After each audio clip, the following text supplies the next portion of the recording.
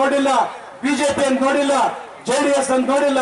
ಪಕ್ಷಾತೀತವಾಗಿ ಯಾರೇ 50 form number 50ರಲ್ಲಿ ಅರ್ಜಿ ಹಾಕೊಂಡಿದ್ರೆ ಮಂಜೂರು ಮಾಡಿದ್ದೇನೆ, 53ರಲ್ಲಿ ಅರ್ಜಿ ಹಾಕೊಂಡಿದ್ರೆ ಮಂಜೂರು ಮಾಡಿದ್ದೇನೆ, 57ರಲ್ಲಿ ಇನ್ನೂ ನಾನು ಮುಂದೆ ಬಂದಿರಲಿಲ್ಲ.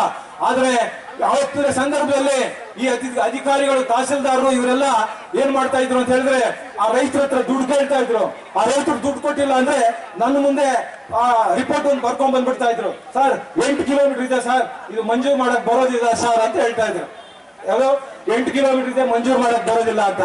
ನಾನು ಇವತ್ತು ಈ ಅಧಿಕಾರಿಗಳು ಕೇಳಲಿಕ್ಕೆ ಬಯಸ್ತೇನೆ, ಈ ತಹಸೀಲ್ದಾರ್ಗೆ, ಈ ಮೂರ್ಖರಿಗೆ, ಈ ಮುಟ್ಟಾಳರಿಗೆ, ಎಸಿಗೆ, ಡಿಸಿಗೆ, ಇಂಥ ಷಂಡ್ರು ನಮ್ಮ ಜಿಲ್ಲೆಯಲ್ಲಿ ಸೇರ್ಕೊಂಡು ಇವತ್ತು ಹಾಳು ಮಾಡ್ತಾ ಇದ್ದಾರೆ. ನೀವು, ನಾನು ಕೇಳಿದೆ ಮೊನ್ನೆ ಪ್ರಾದೇಶಿಕ ಆಯುಕ್ತರ ಹತ್ರ ಹೋಗಿದ್ದೆ. ನಾನು ಪ್ರಾದೇಶಿಕ ಆಯುಕ್ತರ ಹತ್ರ ಹೋಗಿ ನಾನು ಒಂದು ಲೆಟರ್ ಅನ್ನ ಕೊಟ್ಟೆ, ಇದನ್ನ ನೀವು ತಡೆ ಹಾಕ್ಬೇಕು, ನಿಲ್ಲಿಸಬೇಕು ಅಂತ ಹೇಳಿ. ಯಾಕೆ ಅಂತ ಹೇಳಿದ್ರೆ, ನನಗೆ ರೈತರು ಯಾರಾದ್ರೂ ಇದ್ರೆ 8 ಕಿಲೋಮೀಟರ್ ಇದೆ, ಇದು ಮಾಡಕ್ ಬರೋದಿಲ್ಲ ಅಂತ. ಇಲ್ಲಿ ಆ 16 ಎಕರೆ ಮಂಜೂರು ಮಾಡೋದಕ್ಕೆ 1.5 ಕಿಲೋಮೀಟರ್ ಇದೆ. 1.5 ಕಿಲೋಮೀಟರ್ ಇದ್ರೆ ಹೆಂಗ್ ಮಾಡ್ತೀರಾ ನೀವು? ಆದ್ರೆ ನೀವೇನ್ ಗುಲಾಮರಾಗಿದ್ದೀರಾ ಮಂತ್ರಿಗಳಿಗೆ? ಸಾರ್ವಜನಿಕರ ಆಸ್ತಿ, ನಮ್ಮ ಹಣದಿಂದ ನಿಮಗೆ ಸಂಬಳ ಕೊಡ್ತಕ್ಕಂಥದ್ದು, ನಮ್ಮ ಹಣದಿಂದ ನಿಮಗೆ ಸಂಬಳ ಕೊಡ್ತಕ್ಕಂಥದ್ದು, ಸಾರ್ವಜನಿಕರು ನೀವು ಕಟ್ತಕ್ಕಂಥ ತೆರಿಗೆಯಿಂದ ಇವತ್ತು ಎಸಿಗಾಗ್ಲಿ, ಡಿಸಿಗಾಗ್ಲಿ, ತಹಸೀಲ್ದಾರ್ಗಾಗ್ಲಿ ನಾವು ಕೊಡ್ತಕ್ಕಂಥ ಸಂಬಳ. ಮಿನಿಸ್ಟರ್ ನಿಮಗೆ ಸಂಬಳ ಕೊಡ್ತಾ ಇಲ್ಲ. ನಿಮಗೆ ಮಾನ ಮರ್ಯಾದೆ ಇದ್ದಿದ್ರೆ ನೀವು 1.5 ಕಿಲೋಮೀಟರ್ ಮಂಜೂರು ಮಾಡ್ತಾ ಇದ್ದೇನೆ. ನಾನು ಅವರ ಪ್ರಾದೇಶಿಕ ಆಯುಕ್ತರಿಗೆ ಹೇಳಿದೆ, ನೀವೊಂದು ಸರ್ಕ್ಯುಲರ್ ಕೊಡಿ, ನಿಮ್ಮವರೆಗೂ ಯಾಕೆ ತರಬೇಕು? ಇಲ್ಲೇ 1.5 ಕಿಲೋಮೀಟರ್ ಇದೆ, ಇದು ಮಾಡಕ್ ಬರೋದಿಲ್ಲ ಸರ್. ಮಿನಿಸ್ಟರ್ ಹೇಳಿದ್ರು. ಏನ್ ಮಿನಿಸ್ಟರ್? ಯಾರು ಮಿನಿಸ್ಟರ್ ಹತ್ರ ಅಂದ್ರೆ ಕಾನೂನು ಅಂದ್ರೆ ಬಡವರಿಗೊಂದು, ಬಲಾಢ್ಯರಿಗೊಂದ. ಅದಕ್ಕೆ ಬಾಬಾ ಸಾಹೇಬ್ ಅಂಬೇಡ್ಕರ್ ಅವರು ಸಂವಿಧಾನ ರಚನೆ ಮಾಡುವಂತ ಸಂದರ್ಭದಲ್ಲಿ ಅವ್ರಿಗೊಂದು ಸಲಹೆಯನ್ನು ಕೊಡ್ತಾರೆ. ಸರ್, ಈ ದೇಶದಲ್ಲಿ ಎಲ್ಲರಿಗೂ ಕೂಡ ವೋಟಿಂಗ್ ಪವರ್ ಕೊಡಬಾರ್ದು, ವೋಟಿಂಗ್ ಪವರ್ ಕೊಡಬಾರ್ದು ಅಂತ ಹೇಳಿದೆ. ನೀವು ಯಾರ್ಯಾರು ಇದಕ್ಕೆ ಪ್ರಯತ್ನ ಮಾಡಿದ್ದೀರಾ, ನಿಮ್ಮ ವಂಶಗಳು ನಿರ್ನಾಮ ಆಗ್ಬಿಡ್ತವೆ, ನಿಮ್ಮ ವಂಶಗಳು ನಾಶ ಆಗ್ತವೆ. ಒಂದು ಆಲದ ಮರನ ನೀವು ಹೊಡೆದಿದ್ದೀರ, ನೀವು ಆಲದ ಮರ ಹೊಡೆದಿದ್ದೀರಲ್ಲ, ನಿಮ್ಮ ವಂಶಗಳು ನಿರ್ನಾಮ ಆಗ್ತವೆ ಅನ್ನುವಂಥದ್ದನ್ನ ಹೇಳಿದೆ. ಮತ್ತೆ ಈಗ ಇನ್ನೊಂದು, ನನಗೆ ಎಲ್ಲದಕ್ಕೂ ಕೂಡ ವಿರೋಧ ಲೆಟರ್ಗಳು ಕೊಡ್ತಾರೆ ಅಂತ ಹೇಳಿದ್ರು. ಇವರು ಅಥ್ಲೆಟಿಕ್ಸ್ಗೆ ಇಲ್ಲಿ ಡಿಸಿಸಿ ಬ್ಯಾಂಕ್ ಒಂದು ಬಿಲ್ಡಿಂಗ್ ಇತ್ತು.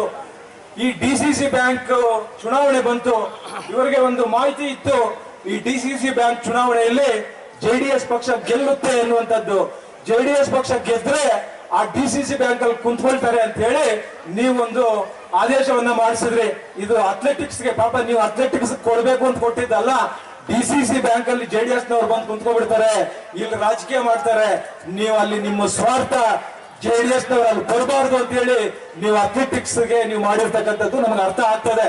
ಅದರ ಜೊತೆಗೆ ನೀವು ಇನ್ನೊಂದು ವಿಚಾರ ನಮ್ಮ ಕ್ಷೇತ್ರದ ಜನರಿಗೆ ನಾನು ತರಬೇಕು ಅನ್ನುವಂಥದ್ದನ್ನ, ನಿನ್ನೆ ನನಗೆ ಆದಿಚುಂಚನಗಿರಿ ಮಠದಿಂದ ನನಗೆ ಲಿಂಗೇಶ್ ಅಂತ ಹೇಳಿ ಅಲ್ಲಿ ಸ್ವಾಮೀಜಿ ಅವರು PS ಒಬ್ರು ನನಗೆ ಫೋನ್ ಮಾಡಿದ್ರು. ಸರ್, ನೀವು ನಮ್ಮ ಮಠಕ್ಕೆ ತೊಂದರೆ ಮಾಡ್ತಾ ಇದ್ದೀರಾ ಅಂತ. ಯಾವ ವಿಚಾರದಲ್ಲಿ, ಎಲ್ಲಿ ಅಂತ ಹೇಳಿದೆ ನಾನು. ಇಲ್ಲಿ ನಿಮ್ಮಂತ ಕುಚೇಷ್ಟೆ ಮಾಡ್ತಕ್ಕಂಥವರಿಂದ, ನಿಮ್ಮಂತ ಸ್ವಾರ್ಥಿಗಳಿಂದ ಇವತ್ತು ನಾನೇನು ಕೂಡ ಕಲಿಬೇಕಾಗಿಲ್ಲ. ನಮ್ಮ ತಂದೆ ತಾಯಿ ಒಳ್ಳೆ ವಿದ್ಯೆ ಬುದ್ಧಿಯನ್ನ ಕಲಿಸಿದ್ದಾರೆ, ಒಳ್ಳೆ ಸಂಸ್ಕಾರವನ್ನ ಕಲಿಸಿದ್ದಾರೆ. ನಿಮ್ಮಂತ ಕುತಂತ್ರಿಗಳಿಂದ, ನಿಮ್ಮಂತ ಷಂಡ್ರಿಂದ ನಾನೇನು ಕಲಿಬೇಕಾಗಿಲ್ಲ ಅನ್ನುವಂಥದ್ದನ್ನ ಇವತ್ತು ನಿಮ್ಮೆಲ್ಲರ ಸಮಕ್ಷಮದಲ್ಲಿ ಇವತ್ತು ನಾನು ಹೇಳಲಿಕ್ಕೆ ನಾನು ಬಯಸ್ತೇನೆ. ಇವತ್ತು ನೀವು